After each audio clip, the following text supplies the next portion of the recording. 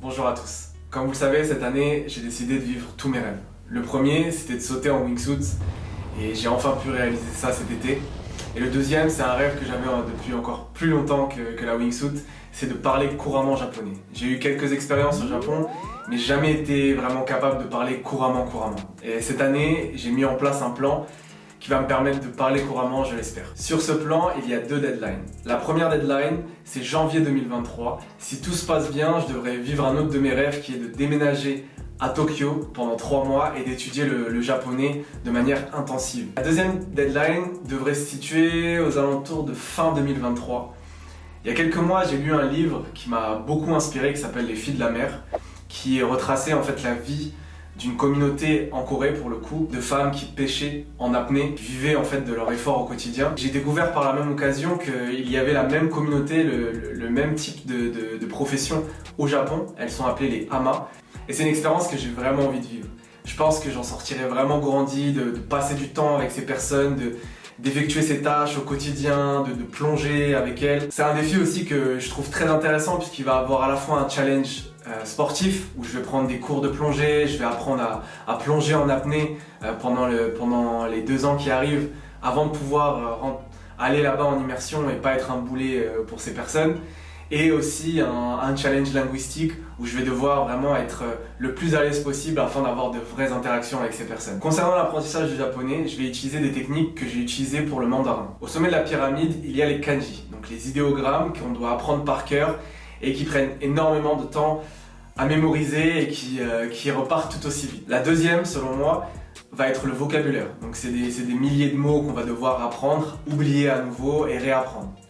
Et la troisième sera tout ce qui est grammaire et conjugaison, qui pour moi sont des notions qui rentrent plus facilement et qui se retiennent beaucoup plus facilement que des milliers de mots ou des centaines de kanji. On va donc commencer avec le plus dur qui va être les kanji et on va aborder une méthode qu'on appellera la méthode Enso. Donc Enso c'est un cercle dans la calligraphie japonaise.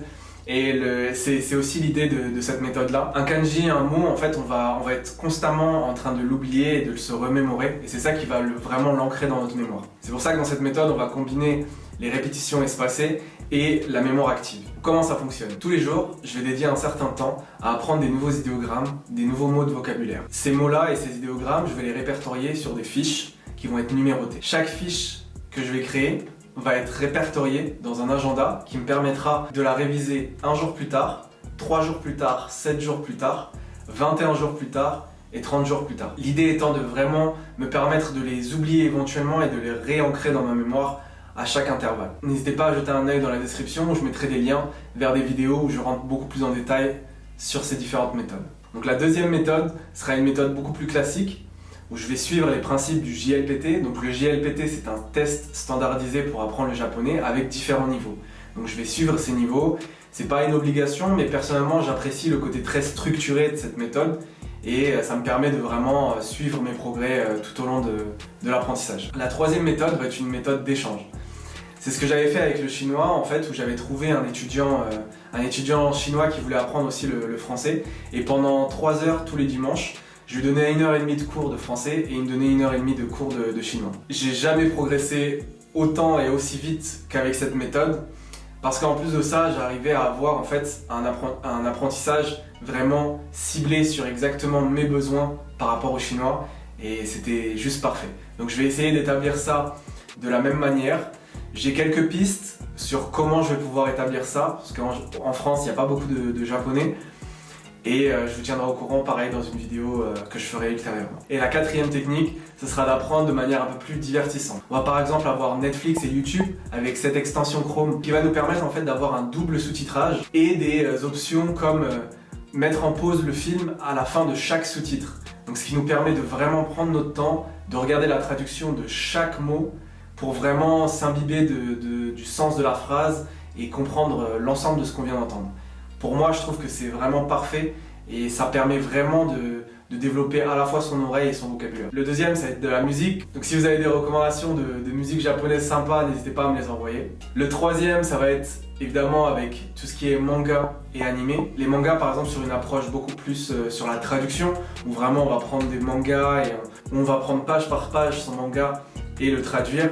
Donc je pense qu'il y a une motivation supplémentaire quand on apprécie les mangas et qu'on veut par exemple lire le dernier scan japonais qui n'a pas été encore traduit. Et le deuxième, ça va être évidemment en regardant des animés, à prendre en compte que le japonais dans les animés est très différent du japonais de la vie de tous les jours. En quatrième partie, on va avoir YouTube, 2 chaînes que je recommande beaucoup qui vont être Konbini Confession, qui va avoir une approche un peu de micro-trottoir assez marrante où on va voir des interviews de japonais souvent bourrés en fin de soirée. Je trouve ça très intéressant parce que ça montre une autre face du Japon. Et on va aussi avoir Nihongo no Mori qui va être une chaîne qui est vraiment axée sur des vidéos autour de la langue japonaise.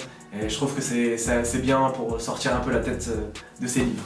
Enfin, je me suis mis comme défi de ne lire absolument que des livres liés de près ou de loin à la culture japonaise et au Japon, afin de vraiment m'imbiber de cette culture avant de m'y rendre et d'augmenter mes connaissances sur la langue japonaise, sur l'histoire du Japon et sur la culture japonaise. Voilà, c'est mon plan pour 2022. Bien évidemment, il va sûrement être amené à évoluer. Moi, dans les prochains mois, je vais tester ce qui ne marche pas pour moi et je vous tiendrai au courant de ce que j'ai pu découvrir dans ce process. Merci encore une fois d'avoir regardé cette vidéo. N'hésitez pas à regarder dans la description pour les prochaines vidéos autour de l'apprentissage du japonais où je vais pouvoir rentrer beaucoup plus dans le détail sur chacune des méthodes, mon process d'apprentissage et voir un peu ce qui a marché, ce qui n'a pas trop marché pour moi sur les prochains mois. Les 2 prochaines vidéos vont être sur les 2 autres gros défis que j'ai sur l'année 2022 qui vont être de maîtriser vraiment parfaitement une wingsuit de niveau 2. Je vais parler de la méthodologie que je vais aborder pour atteindre cet objectif. Et le troisième, c'est aussi un de mes plus grands rêves, c'est de piloter un avion. Donc d'ici quelques mois, je vais commencer mon apprentissage de pilote d'avion privé. Et pareil, on va pouvoir parler un peu de la méthodologie que je compte aborder sur l'année 2022. Et on va voir ce que ça donne. À la prochaine.